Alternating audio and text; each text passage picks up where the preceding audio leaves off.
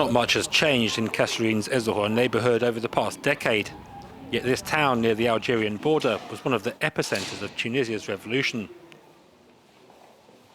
Several protesters were killed here, and for this family who lost a son, the bitterness remains.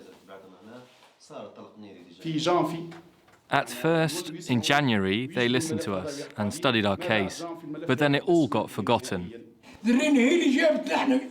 It was our children that brought freedom to this country. People are proud of them. But their parents, they're just pushed aside. We owe it to our son to give him justice. My son Mohammed died 10 years ago, but for me, it feels like yesterday. Roundabout may be new, but many of the structural problems behind 2011's outpouring of anger remain. Poverty, unemployment, poor public services, and NGOs say a long-promised crackdown on corruption has never really materialised. But for BASSEM SALHI, some things have improved.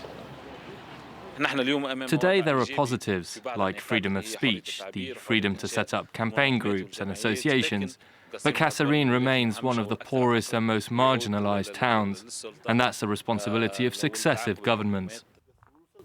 50 kilometres outside town, a track leads to this isolated hamlet.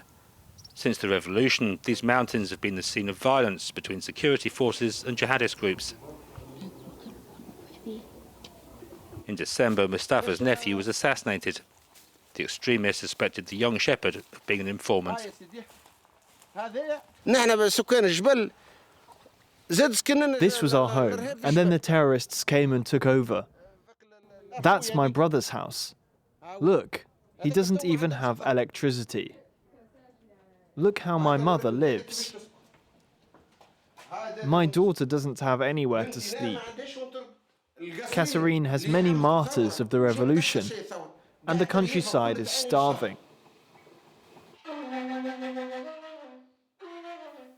10 years after the revolution, fragile existences here are facing a new threat, the COVID pandemic. Restrictions mean Mustafa can no longer entertain at weddings. So for now, his music remains a source of pleasure, but not of income.